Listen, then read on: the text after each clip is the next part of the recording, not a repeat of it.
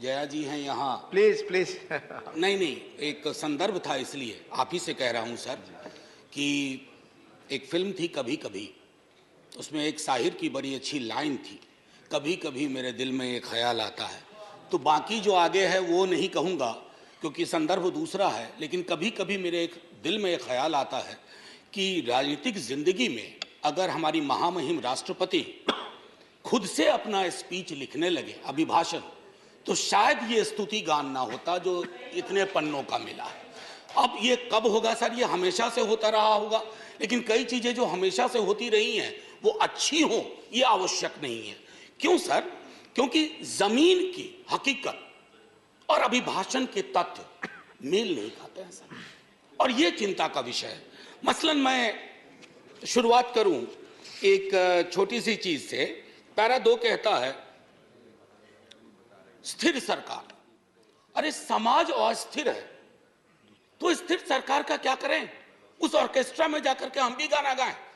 समाज में अस्थिरता के लक्षण जहां चले जाइए, क्षेत्रीय आधार पर, धर्म के आधार पर, जातिगत विषमता के आधार पर इतनी अस्थिरता है और हम स्थिर सरकार का महिमा मंडन करें। सर, स्थिर सरकार वो होती है जो समाज में अस्थिरता पैदा ना होने दे। यहां उल्टा मामला है, ये चिंता का विषय है। इसकी अभिव्यक्ति माननीय राष्ट्रपति महोदया के अभिभाषण में नहीं होती है। सर, 370 का जिक्र आया। 370 के जिक्र को मैं, धन्यवाद सभापति महोदय, 370 के जिक्र को मैं थोड़ा चाहता हूं कि एक व्यापक कैनवास पे लें। आजकल ऑथेंटिकेशन की बहुत बात होती है सर, मैं पूरी की पूरी किताब लेके आया हूं, कश्मीर आफ्टर 370, अनुराधा भसीन जी ने लिखी है, कश्मीर टाइम्स की एडिटर रही हैं। सर, लगातार खबरें आ रही हैं, आप कहते हैं कि नॉर्मैलिसी है।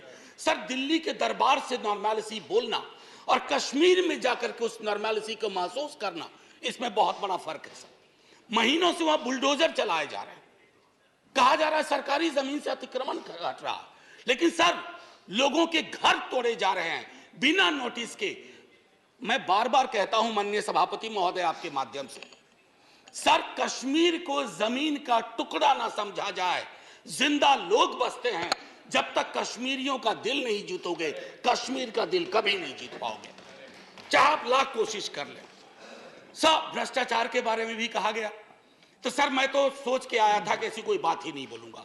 अचानक आपको देखा और आप आए, बीच में प्रवेश की, एक कहानी याद आई। एक राजा को तोतों का बड़ा शौक था, कारोबारी तोते रखते थे राजा साहब, तोते का बड़ा शौक था। नहीं, आप बताइए, मुझे देखते ही आपको भ्रष्टाचार की क्यों याद आ गई? नहीं सर, भ्रष्टाचार की नहीं, राजा की याद आ गई। इसको क्लैरिफाई कीजिए। सर, राजा की याद आई। We have a distinguished member here from the same fraternity. Sir Raja की याद आई। सर तो कई तोते थे उसके पास, लेकिन अचानक उसका स्नेह एक खास तोते के लिए काफी हो गया। गौतमी प्रवृत्ति का तोता था, तो सबको चांदी और स्टील की कटोरी मिली, उस तोते को कनक कटोरी मिली। और तोते से राजा सलाह बहुत लिया करते थे, और तोता सलाह भी देता था, भूत भी ठीक करता था, भविष्य की बात भी करता था। एक दिन उस तोते के बारे में कोई अनुसंधान आ गया पड़ोस से। उस अनुसंधान के बाद तोता थोड़ा बीमार रहने लगा। अब उस बीमार तोते की वजह से राजा ने भी खाना पीना छोड़ दिया, लेकिन उस तोते का एक और भाई था जो विनोदी स्वभाव का था। अब उसने फूल नाम की एक कंपनी और एक हाँ बैंक हुआ करता था, हाँ बैंक के 48,000 करोड़ उस तोते ने 1303 करोड़ में केमन आइलैंड पे दे दिया। ये प्राचीन काल की बात है सर। तो तोता और राजा की कहानी में पिक्चर अभी बाकी है, शेष अगले अंक में, संभवतः बजट में। सर, राष्ट्रपति के अभिभाषण पर विशुद्ध राजनीतिकरण होता है, राजनीतिकरण होनी भी चाहिए, लेकिन सर 2018 से लेकर अब तक जब अभिभाषण में आप कंटेंट एनालिसिस करो तो 43 बार 2014 का जिक्र होता है। सर, इतना तो 1947 का जिक्र नहीं होता जब हम आजाद हुए थे। 2014, ये कौन से इतिहास की समझ विकसित कर रहे हैं कि 2014 से पूर्व इस देश में अंधेरा था और 24 में अगर कुछ और हो गया तो देश में सन्नाटा हो जाएगा। सर, शून्य और सन्नाटे के बीच में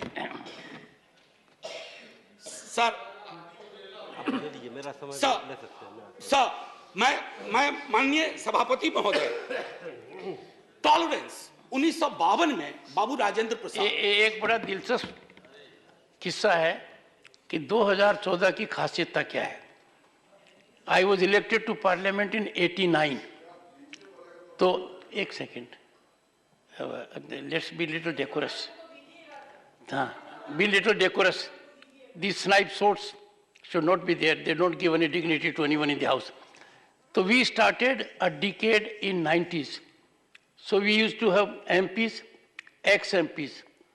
But there was a new breed during 90s, ex-MPs, AXED. They couldn't complete their term. 9th Lok Sabha was there. Then thereafter we had that situation when we had Indra Kumar Gujral ji, H.D. Devgoda ji, and also Atal Bihari Vajpayee ji for 2 terms. So that particular phase of 30 years where the country had coalition governance came to an end in 2014. That was the reason. Sir, एक second, sir, Jairam जी, अच्छा, I said AXED. Sir, माननीय सभापति महोदय, मेरे वक्त वैसे भी हम लोगों का अच्छा वक्त नहीं चल रहा है, तो मेरे वक्त में 2 मिनट का इजाफा कर दीजिएगा। एक स्पीकर हमारे और होंगे, संभव उनका कट जाएगा। सर प्लीज, मैं क्यों कह रहा था, आप मेरे भावार्थ को नहीं समझे। 2014 सर, इतिहास बोध 2014 से नहीं होगा, फिर क्या कहेंगे 47 में। हम पहली आजादी की वर्षगांठ हमने 48 में मनाई थी सर, तब तक बापू को खो चुके थे। हाँ, आज 75वें वर्ष में इस तथाकथित अमृतकाल में मैं ये देख रहा हूं कि गांधी की हत्या करने वालों का महिमा मंडन हो जाता है। ये भी है, ये है, इसलिए 2014 चिंता का विषय था। और कोई नहीं, प्रधानमंत्री डेमोक्रेटिकली इलेक्टेड हुए, कौन विरोध करेगा। लेकिन डेमोक्रेसी में कई एनोमलीज आ रही हैं, विसंगतियां आ रही हैं, उनका जिक्र ना करूं तो पार्लियामेंट फिर किस बात की। सर, राजेंद्र बाबू तक टॉलरेंस की बड़ी बात हुई, उनसे लेकर के सहिष्णुता की बात हुई। अब सहिष्णुता शब्द गायब है अभिभाषण से। क्या नहीं चाहिए हमें सहिष्णुता? क्या हम नहीं देख रहे हैं कि हमारे समाज में कटीली दीवारें लगाई जा रही है कौमों के बीच में? बुलडोजर प्रतीक बनता जा रहा उत्पीड़न का, माइनॉरिटी राइट्स के हनन का। ऐसे दौर में सर, ऐसे दौर में टॉलरेंस शब्द का बार बार उठान होना, बयान होना यह आवश्यक था। टॉलरेंस शब्द को दूर करके you are appearing basically as an intolerant government which is not in the grain of Indian democracy. Agniveer का जिक्र हुआ सर। अग्निवीर, कभी युवाओं से पूछिए कि पूरी जिंदगी जो तुम ये तैयारी कर रहे हो सिर्फ 4 वर्ष के लिए। सर, हम सब, मैं नौकरी में हूं सर, मैं नौकरी में हूं, इसलिए सामाजिक सुरक्षा पेंशन की गारंटी है सर, गारंटी है। ये कौन सा निजाम कर रहे हैं सर इस देश में? मैं जिक्र नहीं करना चाहता हूं कि ये क्या है। ये तो लॉलीपॉप भी नहीं है, ये जहरीला फल है जो समाज में है। कभी उन युवाओं से पूछिएगा कि उनको ये 4 वर्ष वाले आइडिया का वो क्या सोचते हैं। सर, लगातार फॉरेन पॉलिसी पर भी मैं देख रहा हूं अभिभाषण चुप सा होता जा रहा है। फॉरेन पॉलिसी पर बात नहीं होती। सेना की सुप्रीम कमांडर है हमारी राष्ट्रपति जी। सेना के सुप्रीम कमांडर को क्या यह अंदेशा नहीं है कि चाइना के बॉर्डर पर हालात उचित नहीं है? मैं माननीय रक्षा मंत्री के बयानों को सुनता हूं तो चिंता होती है, लेकिन डिनायल है, डिनायल है सरकार की तरफ से। एक पड़ोसी के लिए तो लाल आंख निकाल देते हैं, दूसरे पड़ोसी के नाम पर आप चुप हो जाते हैं। Honorable member, security is a very sensitive subject, and you are a professor. We expect such a subject to be taken up very seriously, and let it not be usual discourse. Go ahead. Sir, I am a student of political science and history. In 1962, when India was at war with China, we had debated that in this parliament. Sir, national security, definition of national security is not the core prerogative of the ruling party. We are equally concerned. और मैं तो कहूंगा कि तराजू उठा लो ना भाई, आविष्कार करवा लो किसके अंदर कितना पेट्रियोटिज्म है, पता चल जाएगा हकीकत क्या है और फसाना क्या है, अफसाना क्या है। ये मैं कहना चाहता था। सर, लगातार बीते वर्षों में अगर मैं कहूं, फिलिस्तीन का जिक्र हुआ करता था। हमारे सारे प्रेसिडेंट वाजपेयी जी के टाइम तक फिलिस्तीन पे चुप हो गए, काहे को? क्या वजह है? क्या हम अपनी विदेश नीति में ये ताकत नहीं पैदा कर सकते कि oppressed community anywhere is our will shall have our concern? कितना बदल गए हम सर। मैं जानता हूं हिंदुस्तान के नजरिए से देखिए, लेकिन हिंदुस्तान की नजर मत बदलवाइए। जो 47 में नींव रखी थी गई थी, उस नींव को मत हिलाइए। उस नींव को हिला दीजिएगा तो पार्लियामेंट की बिल्डिंग भी ढा ढा के गिर जाएगी। ये चिंता का विषय है सर। जुडिशियरी, उसके बारे में भी जिक्र था। जुडिशियरी पर आजकल मैं देख रहा हूं 2 चम्मच सुबह 2 चम्मच शाम के हिसाब से बयान आते रहते हैं सरकार की ओर से। साहब, हम सब जानते हैं कि जुडिशियरी में रिप्रेजेंटेशन होना चाहिए। हमारा दल, राष्ट्रीय जनता दल, और हमारे नेता लगातार कहते रहे कि वंचित समाज SC ST OBC का जब तक प्रतिनिधित्व नहीं होगा, न्यायपालिका और न्यायालय दूर रहेंगे हमसे। लेकिन सर, मामला अब बेसिक स्ट्रक्चर पर आ गया और बयान ऐसे आ रहे हैं जिनको न मौलिक की समझ न संरचना की समझ। बेसिक स्ट्रक्चर पर मैं तो और किसी को नहीं कहूंगा, आप आडवाणी जी को देख लीजिए, उनको पढ़ लीजिए, पता चल जाएगा। माननीय प्रेसिडेंट साहिबा के बयान में जातिगत बहुत बातें हुई, SC ST OBC। सर, पूरे देश में एक लहर चल रही है जातिगत जनगणना की। आपके भी लोग अब बोलने लगे हैं, सत्ता पक्ष के। सर, मैं 12वें मिनट पे खत्म कर दूंगा, हालांकि 2 मिनट आपको जोड़ना भी था सर, माफी के साथ।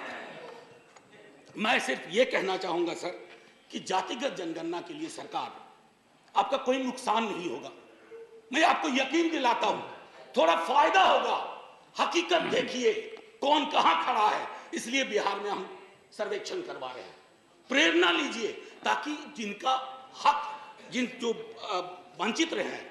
अब ब्लास्ट फ्रॉम द पास्ट अक्सर आता है, नाम बदलो नाम बदलो। डेली पार्लियामेंट के बाहर कोई पूछता है, आज वो फलाना का नाम बदल रहा है। मैंने कहा यार, पीस मिल में क्यों करते हो, खुदरा खुदरा कर रहे हो, थोक में करो, थोक में करो।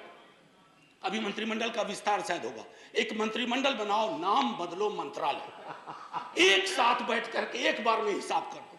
अरे साहब, नाम बदलने से इतिहास बदलता ना, तो नाम बदलने वाले खुद बदल गए, इतिहास नहीं बदला। हड़प्पा की सभ्यता से लेकर जो कुछ आज तक हुआ इस मुल्क में, वो हमारी धमनियों में है, किसी को कमतर मत दिखाइए। और रही बात मुगलों की, आपके अंदर तो एक बहुत बड़ा मुगल है, वो भी बिल्डिंग बनाने का शौकीन था, अभी बहुत शौकीन है। खैर, एनीवे सर, मैं आखिरी टिप्पणी ये करूंगा आपके समक्ष सर, बिना नाम बताए बता रहा हूं। हम सबल केंद्र चाहते हैं, लेकिन केंद्र की सबलता संविधान से आती है, किसी दल के सत्ता पर एक अधिकार से नहीं आती। यदि केंद्र का व्यवहार न्यायपूर्ण नहीं रहा, यदि दलगत आधार पर प्रदेशों के साथ भेदभाव या पक्षपात किया गया, तो प्रदेशों में केंद्र विरोधी भावनाएं जन्म लेंगी। मैं नहीं सर, अटल जी 74 का भाषण। बस सर, आखिरी, कुछ मित्रों ने इसे अनावश्यक कर्मकांड, यानी इस बहस को कर्मकांड का, मुझे तो यह सारा दृश्य प्रहसन सा प्रतीत होता है। राष्ट्रपति का अभिभाषण ही नहीं, इस पर होने वाली यह चर्चा करने वाला यह सदन, यह संसद कुछ अर्थों में बेमानी, व्यर्थ, जनजीवन से कटा हुआ, मैं नहीं अटल जी, ये हमारे लिए आईना होना चाहिए। सर, आखिरी सर, एक जय हिंद तो बोलने दीजिए सर, जय हिंद बोल देने दीजिए, 2 मिनट मेरा जोड़ना भी है आपको। सर, मैं सिर्फ ये कहूंगा, जय हिंद बोलने से पहले सर, ये अवसर होते हैं, सदन में जितने लोग हैं, मैं सबका शुक्रिया अदा करता हूं, लेकिन लोकतंत्र नहीं बचेगा ना सर, तो सिर्फ अगर तंत्र बच गया तो कुछ बचेगा नहीं। जय हिंद सर, शुक्रिया बहुत बहुत। और आपके मन में कभी कभी ख्याल आता है, वो बाकी चेंबर में बताइए। जी सर।